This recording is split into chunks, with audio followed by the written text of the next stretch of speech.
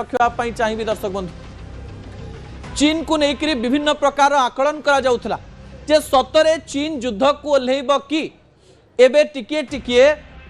लगुच जे चीन कुआडे प्रस्तुति आरंभ कलानी ता पछर बड़ कारण भी मुझे निकट रखा चाहिए जितेबाला स्ट्रेट ऑफ हॉर्मोज को लेकर आलोचना करा जाउछि विजुअल उपरे आपनकर दृष्टि आकर्षण कर देवा पई चाहिए जो स्ट्रेट ऑफ हॉर्मोज दे विश्वर प्राय 20% तेल जाए से स्थान में अनेक गुड़िए शिप अनेक गुड़िए जहाज एबे भी रही एवं ईरान ए स्थान को ब्लॉक करिकरी रखिछि कौन सी जहाज को छाड़ू ना किंतु हठात खबर आसी पहुंची जे चीन रो जो 32टी जहाज एई अंचल रे थिला सेई 32टी जहाज को ईरान छाड़ी दबार प्रतिश्रुति देछि एवं किछि समय मध्यरे ए स्ट्रेट ऑफ हॉर्मोज मध्यरे चीन रो केवल जहाज जाई परिबो या पछर कारण कोन हेई पारे सेई स्थान रे तो भारतर 38टी जहाज भी अटकी रहिछन ईरान एबे पर्यंत भारत को भी परमिशन देइन चाइना को परमिशन दबा पछरे कोनोसी प्रकार डील थाई पारे कि एही समय ईरान इस्राएल अमेरिका युद्ध मध्यरे चीन केबे भी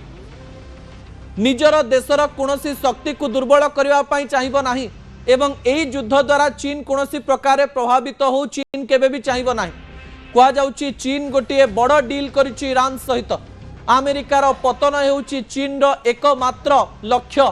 एवं चीन तार लक्ष्य पूरण करबा पई ईरान सहित जदि डील करे ताहले अमेरिका एवं इस्राएल पई एक बड़ विपद सृष्टि हेई पारे एथिरे कोनोसी प्रकार द्वंद्व नाही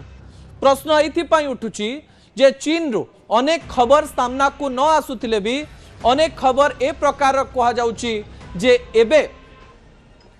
ईरान तरफ घन घन चीन को कॉल जाउछि पुतिन को पाख को अधिक कॉल न जाइथिले भी चीन को अनेक कॉल जाउछि जो कॉल रो उत्तर चीन देई सारिछि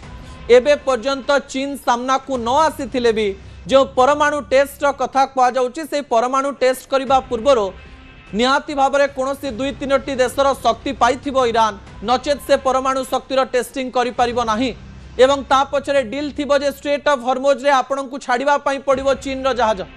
एवं चीन जेतेबेले अमेरिकार शत्रु एही समय रे युद्ध को जदि चीन ओल्हाए ताले तृतीय विश्व युद्धर आरंभ होबो एथिरे कोनोसी प्रकार द्वंद्व नाही ईरान कहूँ आम पाखे 2500 बैलिस्टिक मिसाइल रही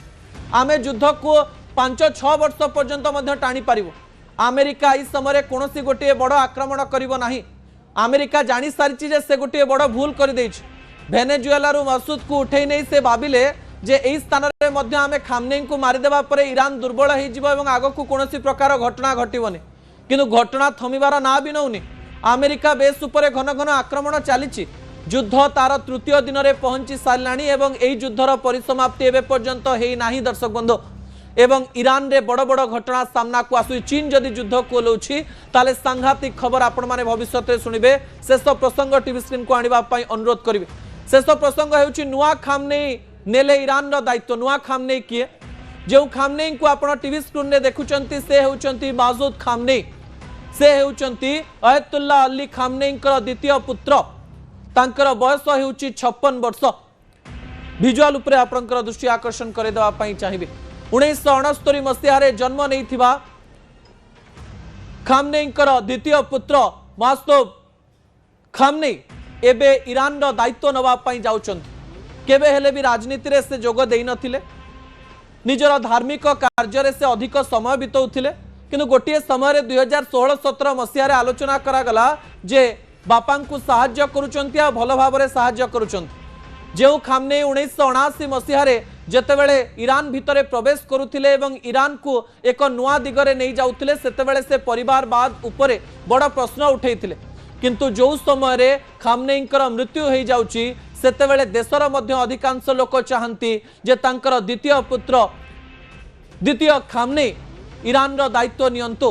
बापांकर प्रतिशोध तांकर पुओ नियंतु एवं अमेरिका को जवाब दियंतु ए आलोचना आरंभ हो जाइछि जदि सतरे खामनेई दायित्व ए गोटे 2 दिन मध्य नौचंती ताले युद्ध आग को जीव कारण बापांक प्रतिशोधर नियारे सीधासलख भाव में जलुचंती द्वितीय खामनेई एवं दायित्व नेबा परे से बड़ बड़ निष्पत्ति नेबे निज पाखरे थिबा प्रत्येक शक्ति को लगाइबा सहित 2500 बैलिस्टिक मिसाइल सहित